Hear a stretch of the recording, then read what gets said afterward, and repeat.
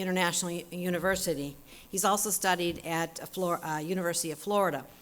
He has served as Director and Special Counsel for the Office of Cabinet and Legislative Affairs under the former Governor Bob Gran. He was, during this tenure with former Governor Graham, Ron also served as Executive Director of the Constitutional Revision Campaign, 5 for Florida's Future, raising close to $1 million to support the effort. Over the past decade and a half, Ron has raised over $30 million for various candidates and causes. Ron is an active participant in the South Florida community, as you can see in your program here.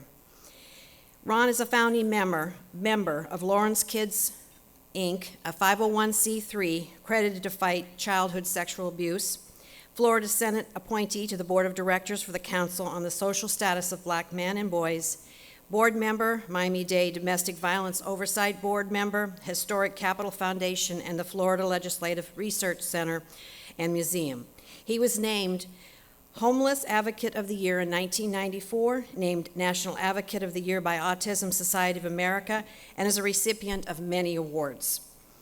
In 2004, in one of Ron's proudest moments, he was awarded the Alvin Chapman Humanitarian of the Year Award for 16 years of service to the homeless in Miami-Dade County.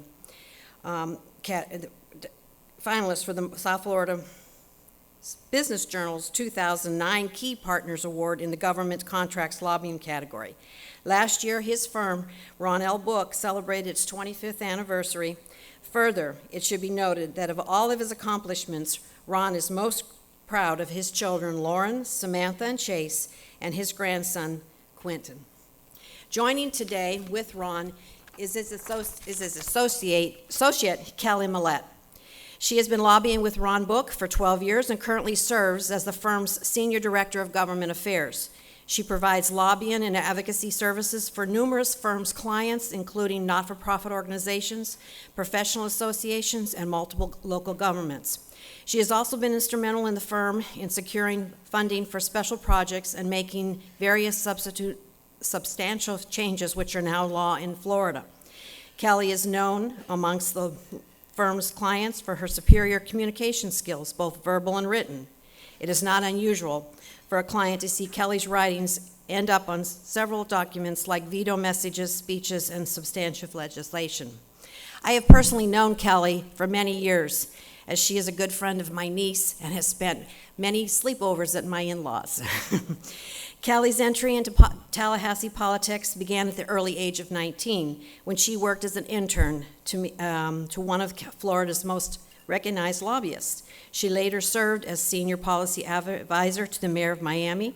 She has also served as her elected official herself as a commissioner in the village of Biscayne Park, her hometown. And she too has raised 2 small children too, with all of this going on. Please welcome Ron and Kelly.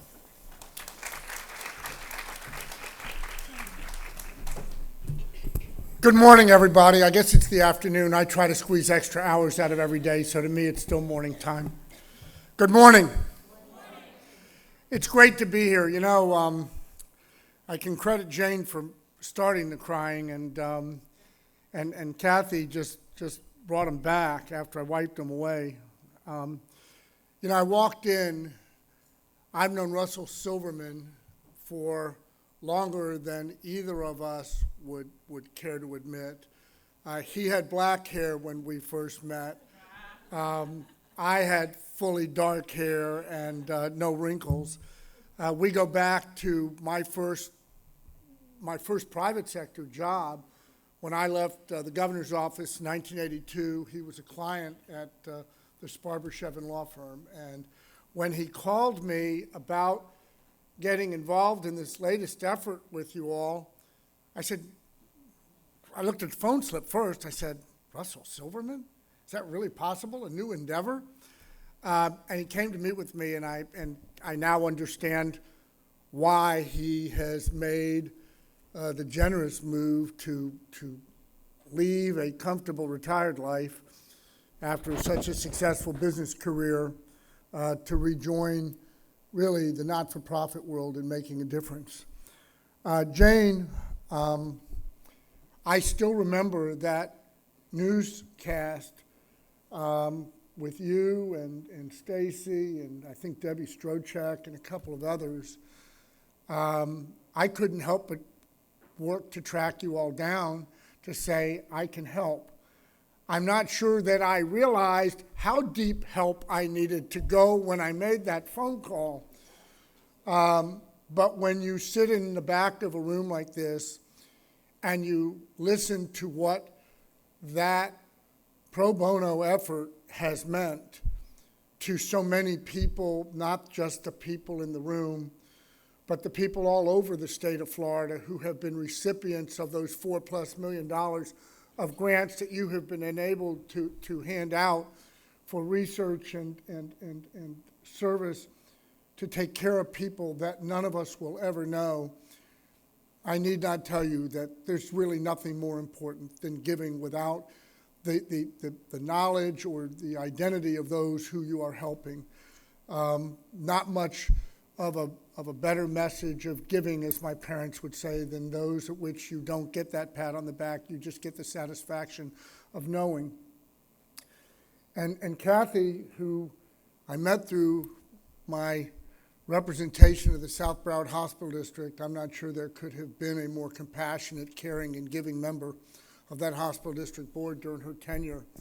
And I would say to you, Kathy, to you and to everybody in the room, as you read off some of the things I've had an opportunity to do, I think the passage goes something like this: to those that much has been given, much is expected. I want to be defined when I go somewhere else up above as a guy who was the best in his field and a guy who left this place better than the way he found it. There is not a member of our firm, there is not a child in my family that doesn't believe that that's the way we should live our lives. And I'm going to really, I want to say a couple more things, and I'm going to turn it really over to Kelly to make the presentation. As I said to Jane and Kathy outside, I'm really fortunate to have Kelly Mallette as a part of my firm.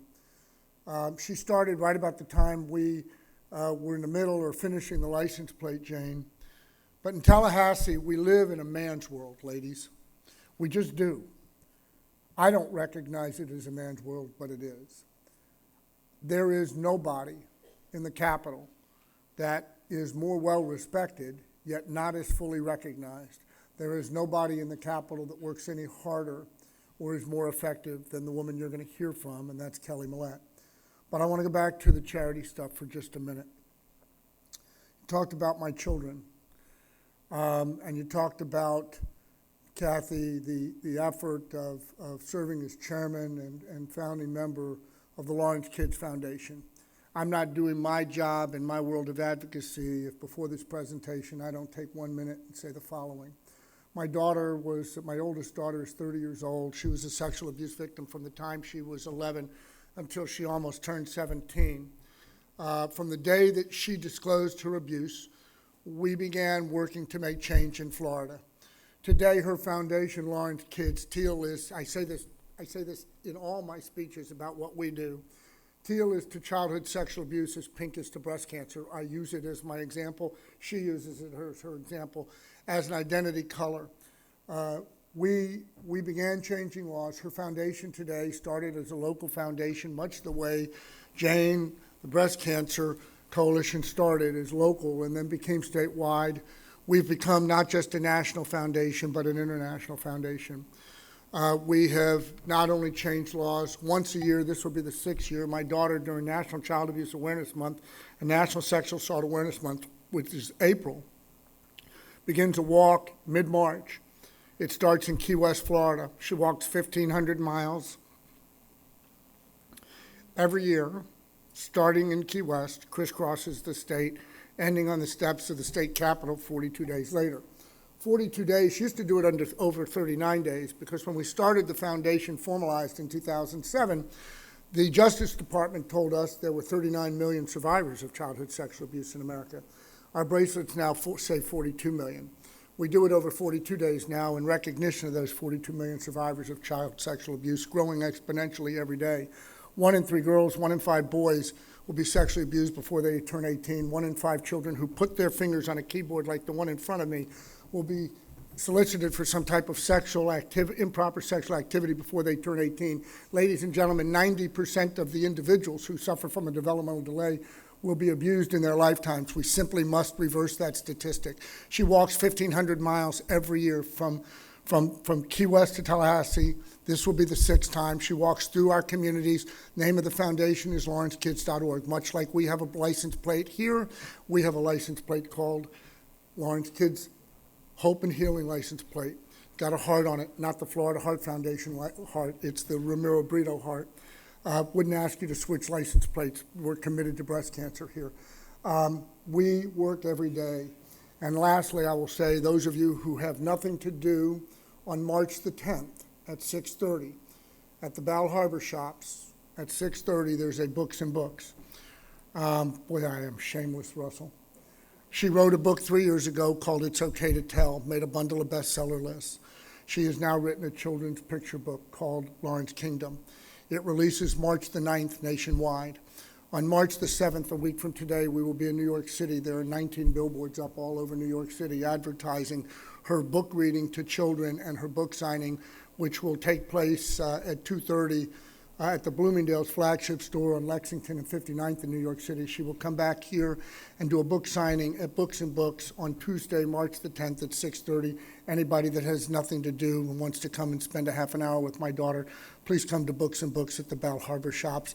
On Amazon.com, BarnesandNobles.com, BooksAMillion.com, you can buy an advanced copy. Today, if you go to Amazon.com right now, and you click on children's picture books, for 10 consecutive days, it's not released yet. It's the #1 picture book on Amazon.com today. On Barnes & Noble's, their top 100, all books that they sell. It was number 7 a week ago Thursday. It's been 21 or 22 since. It's on its way to the New York Times bestseller list. Come see her. Let me just end by saying, I don't think that I have ever had an opportunity to impact an organization more than yours. I appreciate the opportunity to be here and to make the presentation that Kelly's about to make. I'll come back for wrap-up, clean-up, and to take questions with Kelly when she's done. But Russell, to you and the entire Foundation Coalition, thanks for the opportunity to come back and do something more to help those that need the help in our communities and around our state. So thank you. Kelly, and ladies and gentlemen, the superstar of my firm, Kelly Mallette.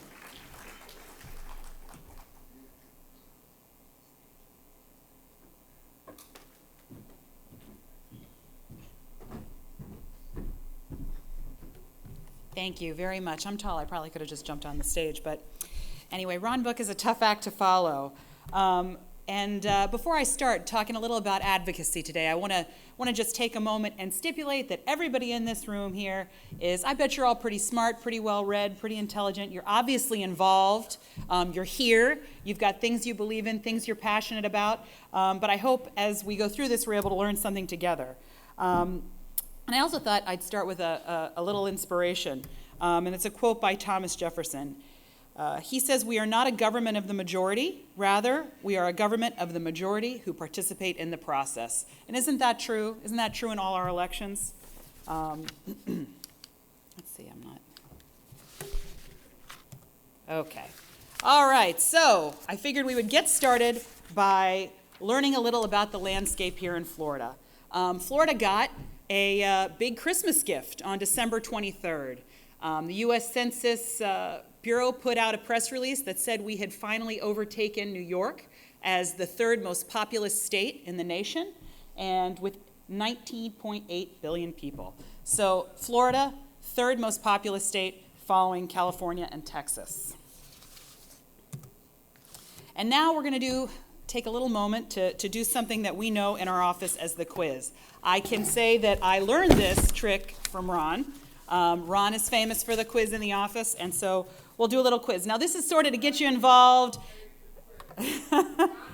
Get you involved. You've been sitting listening a lot, so there are no, and as I said, I've already stipulated that everybody in here is very smart, very well read, very knowledgeable, but let's do a little quiz. All right, so now we know what the population of Florida is and the population of New York is. Does anybody in the room know the size of the budget of the state of Florida?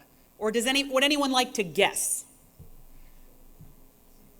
A number, any number. Be brave, there's no bad answer. That's pretty good. Huh? It's actually $77 billion. The state of Florida's budget is $77 billion. What about the state of New York? Anybody know about that?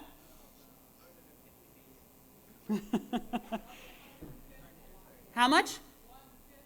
That's a pretty good guess. Actually, it's about 140 billion. The state of New York's budget's about 140 billion. So same population, budget's there almost twice as big as it is here. Can anybody tell me where Florida derives most of its revenue from? Sales tax, that's right. Tourism, whoever said tourism, that was going to be another question in the quiz, and that is, what's our largest industry? Now this one I'm going to let Ron answer because he knows. We do derive most of our income from sales tax, but what is the largest contributor to our sales tax in the state? Ron, you can answer that one. Largest contributor of sales tax in Florida. Oh, that's good. That's a good one, yeah. Occupancy, like.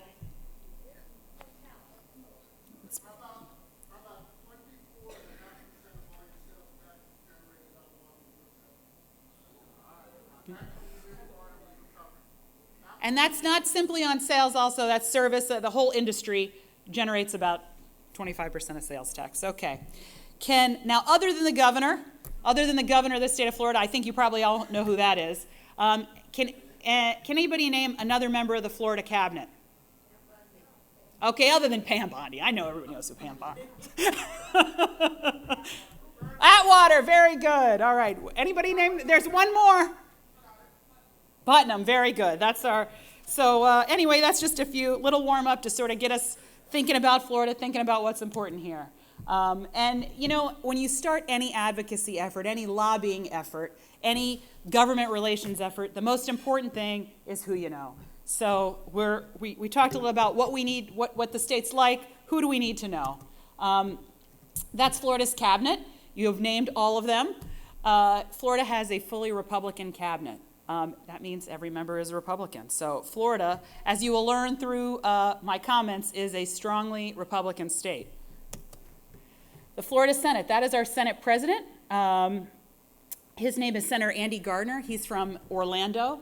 And as you all know, we're pursuing some legislation in Tallahassee to get a checkoff on the motor vehicle registration driver's license. And our bill sponsor is a lady by the name of Lizbeth Benaquisto. She's from Southwest Florida, Fort Myers area, a great lady, and she's really excited about being involved. Yes. So our checkoff is whenever you get your motor vehicle registration in the mail, you have the opportunity to say, in addition to paying for your registration, which you have to do, you have the opportunity to check a box if you would like to donate $1 or more, if you'd like to donate more, to a charity of your choice. There are several charities that are on there, and we are pursuing legislation that would allow us to have our own checkoff. So that's in the process right now. We have bills filed in the House and the Senate. Senator Benaquisto has our Senate bill. Same thing goes with a driver's license renewal application. There's a checkoff on there too. And this would be $1 to end breast cancer.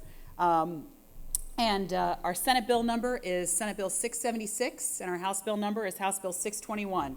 Write that down, 676, 621. I really like that 676 number, by the way. I think that's a good number. In the Florida House, our House Speaker is a gentleman by the name of Steve Crisafulli. He's from the Melbourne area, Brevard County area, and our House sponsor, also from the west coast of Florida, coincidentally, is a lady by the name of Heather Fitzenhagen. Again, very excited. Both of these people have filed legislation to allow us to do this. There's a process involved in seeking these contributions, not simply legislation, but you have to submit an application to the Department of Highway Safety. You have to pay a significant fee. You have to provide a marketing plan, a financial plan. We've done all those things. Once you do all those things, you're allowed to go file a bill.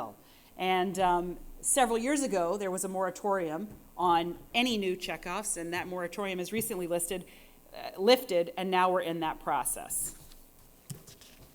So I list those leaders for you and our bill sponsors, and tell you a little about, there's a few, folks in the Senate that will be critical in making decisions about the fate of our bill, not simply our sponsor, Senator Benaquisto, although she's one of the people on President Gardner's leadership team. Another person is a guy by the name of Joe Negron from St. Lucie County. Another guy by the name of Bill Galvano, he's from the Sarasota area. All of those folks are seeking to be presiding officers. And of course, there's the minority leader.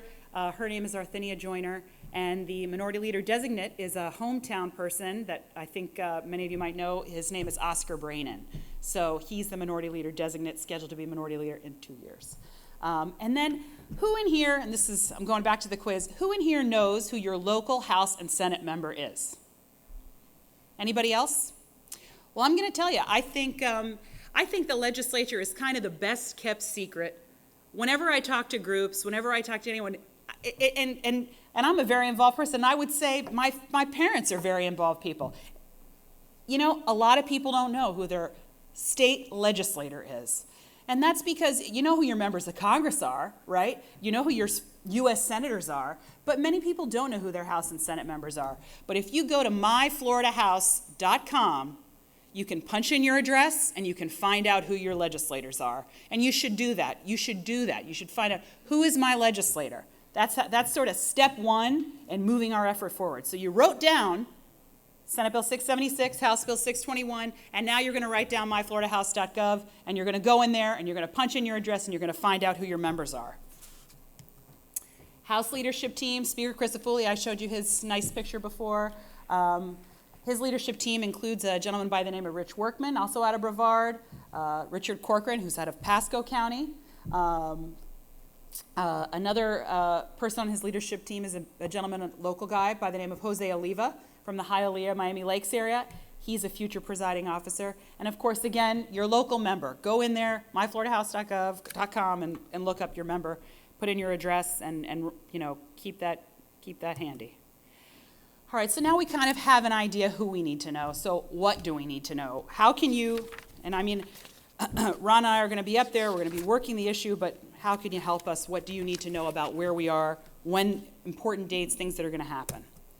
Legislative session officially starts Tuesday, March 3rd. Ron and I actually head to Tallahassee tomorrow. So members are probably already heading up, many of them this weekend, to settle in. Their staffs are settling in. And that legislative session lasts for 60 days. In 60 days, all of the decisions about Florida, everything you care about, the state budget, are they going to raise fees on motor vehicle registration, your own bill, how much money they spend on cancer research, how much is college tuition going to cost, how much are they going to pay for education. All of those decisions are all made in that 60-day session. And many of those decisions are made in the last 10 days of that session. Many of the big decisions that happen in Florida affect Florida, and probably what will happen with our bill, many things happen in those final days. You sort of start at the beginning and you go through committees and you tee it up, and then as you get to the end, that's when all the final decisions are made, things are heard on the floor. So May 1st, it'll all be over May 1st if all goes according to plan. And so what is lobbying? I thought, first of all, when I talk to associations, I remind them that, or groups, lobbying sort of becomes the number one job of any advocacy group, any active group. Because so much of what you rely on comes from government. So, and that's not a bad thing to be as a number one job, because, there's a lot of people in this room and you can affect an issue because there's so many of you. You can get out there and force. A lot of times associations are from different geographic areas, things like that, and you can impact those decisions. So lobbying is a verb.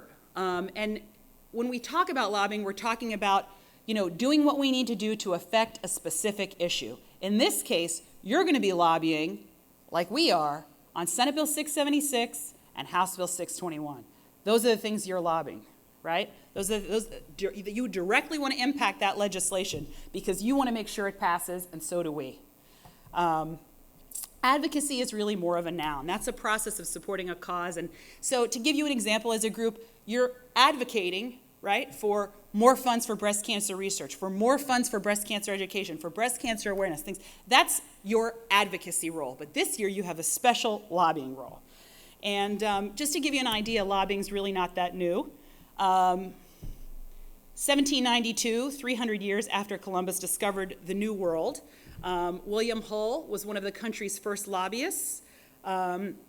He was lobbying for the Virginia veterans of the Continental Army for additional compensation. So it's been around a long time. Later in the 1850s, just a little lobbying fun facts for you guys.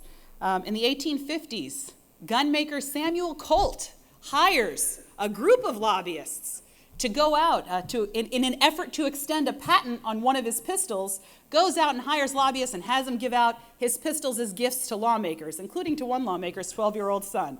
That was in the 1850s. Can you imagine if we saw that on the news today? So anyway, that's just a little lobbying fun. So,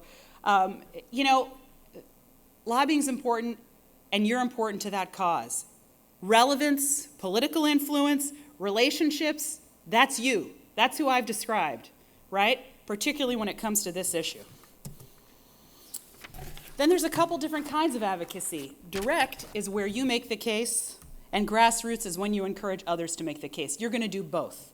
You're going to do both. Why? Because you're going to wrote down those numbers, you're going to call your House member, you're going to find out, and you're going to pick up the phone, and you're going to call your House member, and you're going to say to your House member and your Senate member, hey, I just want you to know, I'm a member of the Florida Breast Cancer Coalition, and I want you to support Senate Bill 676. I want you to support House Bill 621. That's your direct lobbying effort, right? And all you like I say, all you have to do, easy thing to do, you put your address in, you find out who those people are, you get their phone number right there online, and you make the call, and you tell them, this is what's important to me. And you know what? Those calls, while they take 30 seconds. Their staff answers the phone. You don't have to speak to them.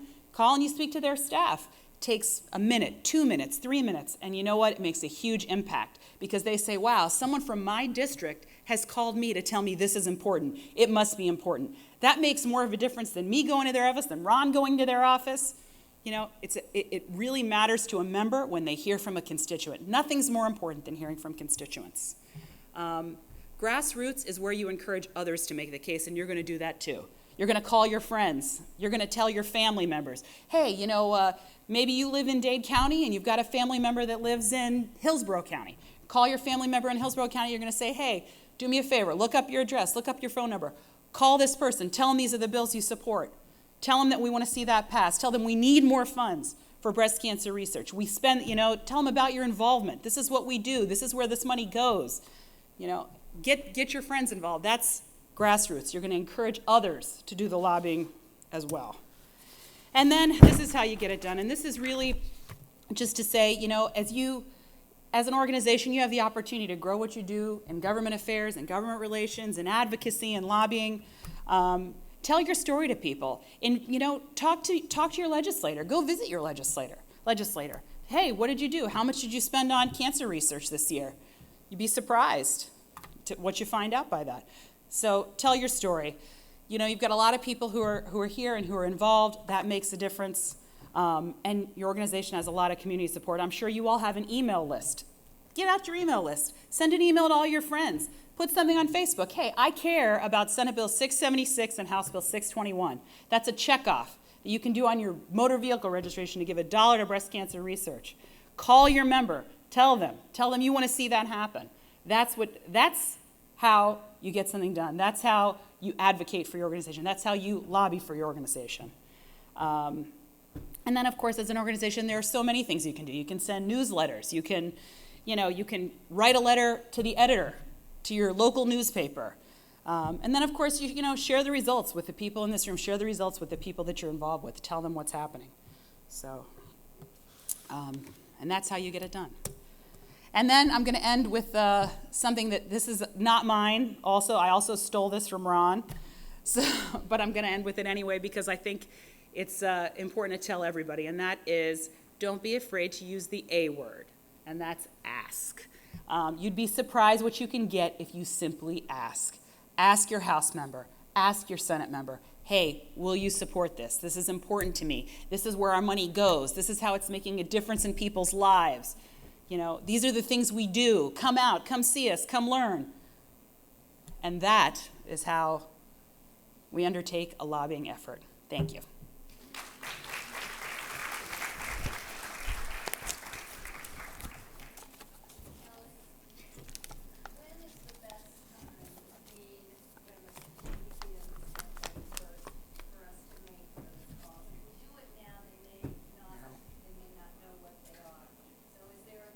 You answer.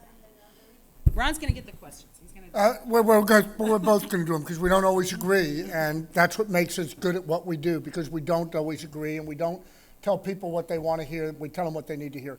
Now is the time. Now's the time. Next week's the time. The week after is the time.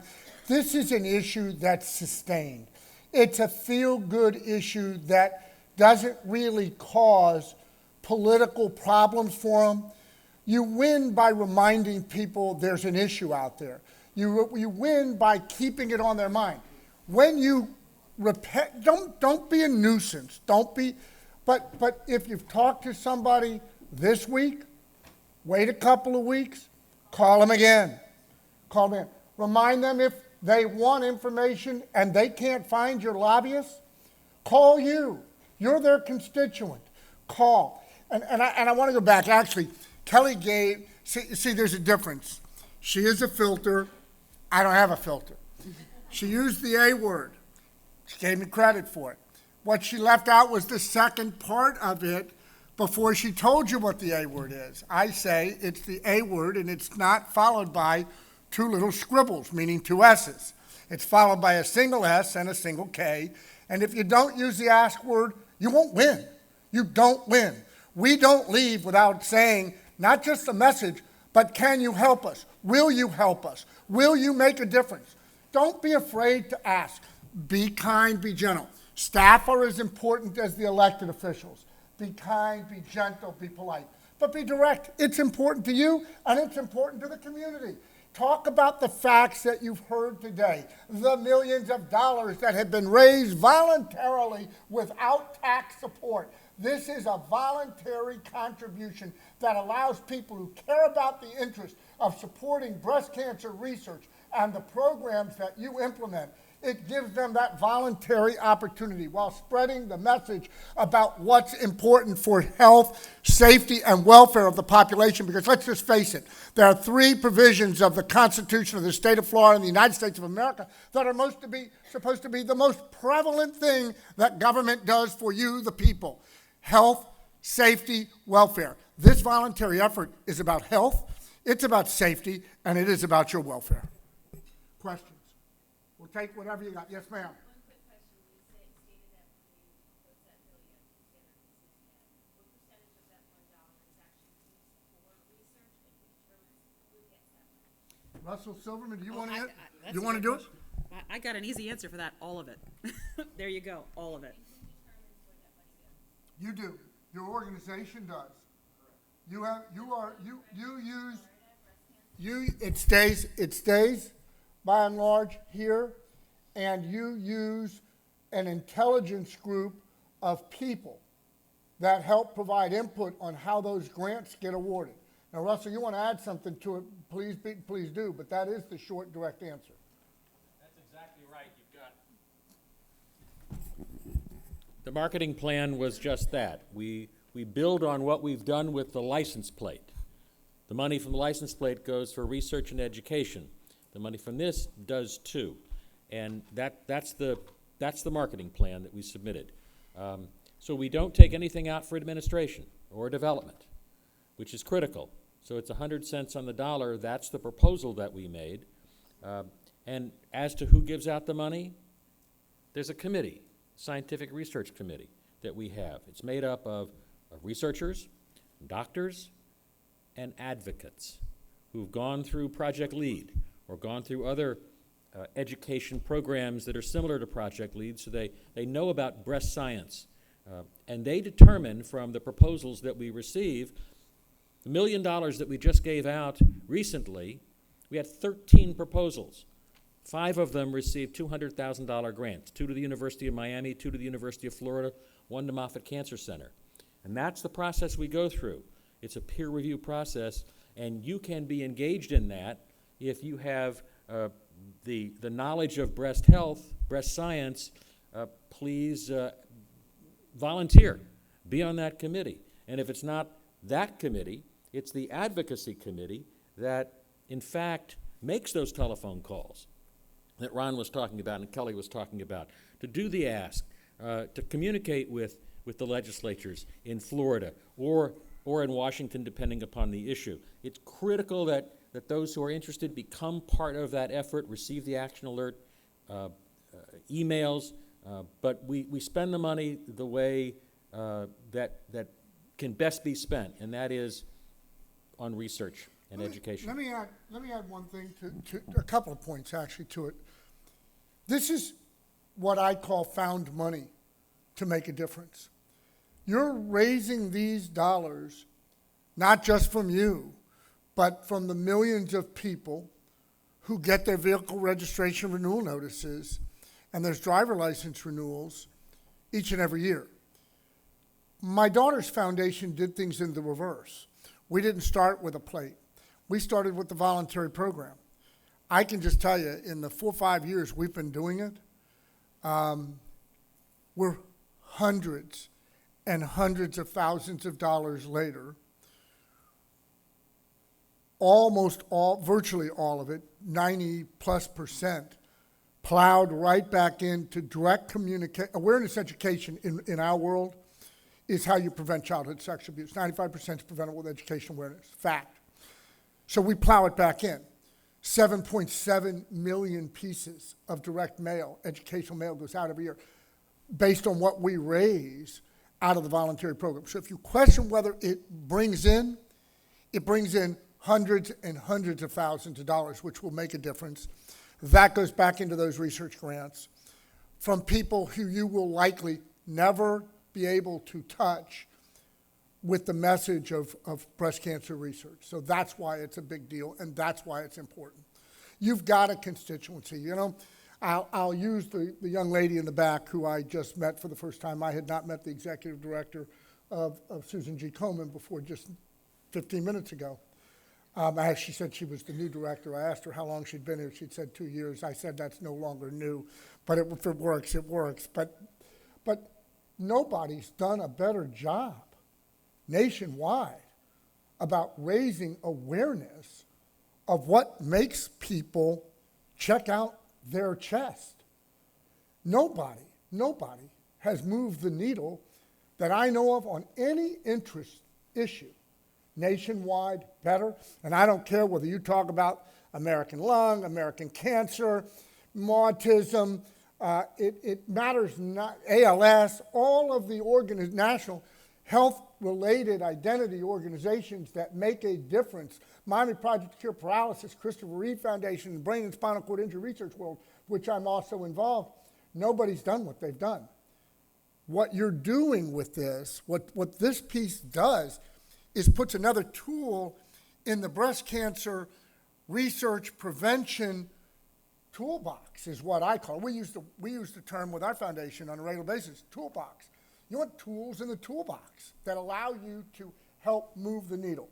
This effort painlessly, look, and I say painlessly, it's not painlessly because it falls on Russell and the folks that work at the foundation to get the message out, because you got to message it. People got to know it's there, or they don't understand it. There are 20 plus checkoffs now, and let me also say, there is resistance to creating these. The resistance comes from people that don't want more checkoffs because they don't want competition.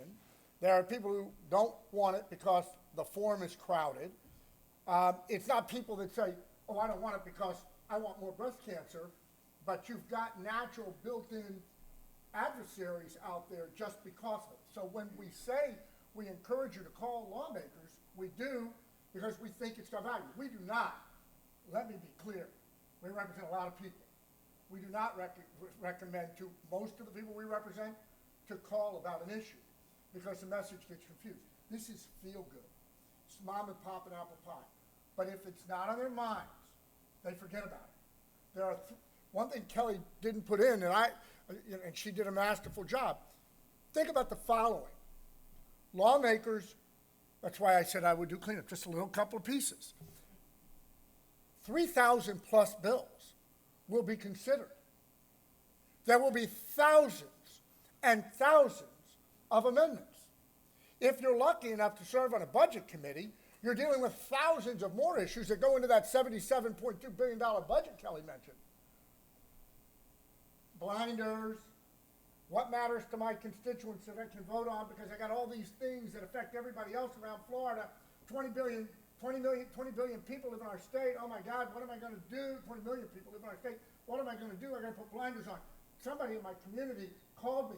3 people called me. They said this was important. It's got to be important. I can go home and take credit in my community in my end of session newsletter because constituent Mary or Bob or Sam or Susan called me and said this mattered to them. It's a big deal. Go ahead. Any other questions? If I seem passionate, Kelly seems passionate, we are. We love what we do. We don't take everybody that walks in our door. This is a good one. Anybody else? Anybody else? Going once. Going twice. Thank you for the opportunity. Appreciate it.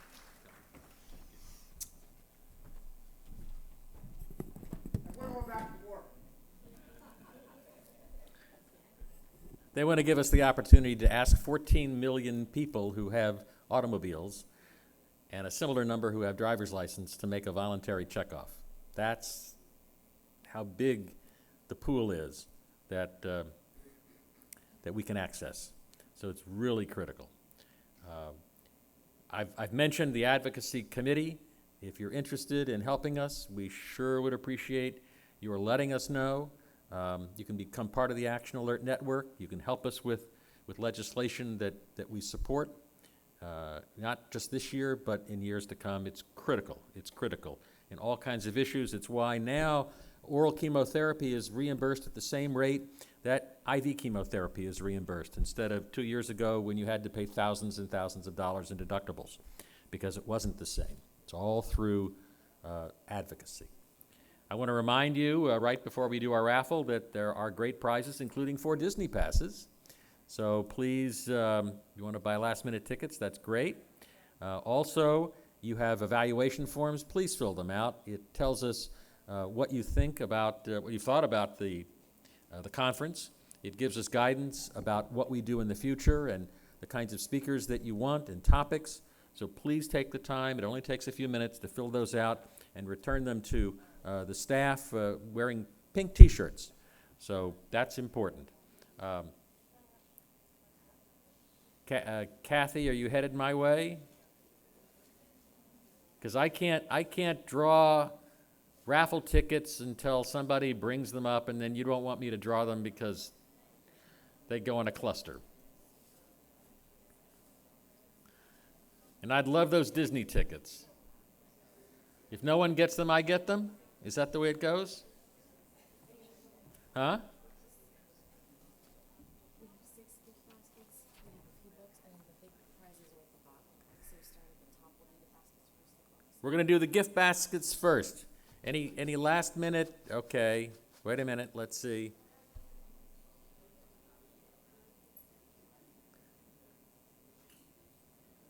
By the way, thank each and every one of you for coming. Thanks to all of our exhibitors for being here. I hope that you've had an opportunity to meet with them.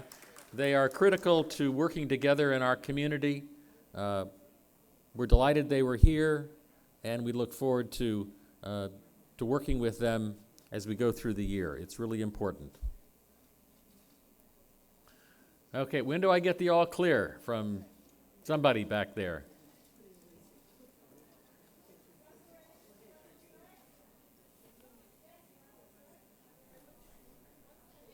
Okay.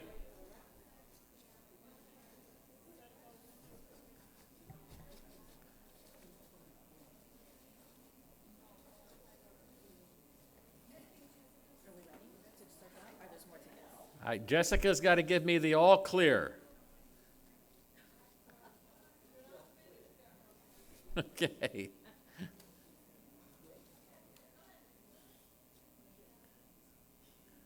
This was a great day to be here. It rained all day. You heard the thunder a little earlier.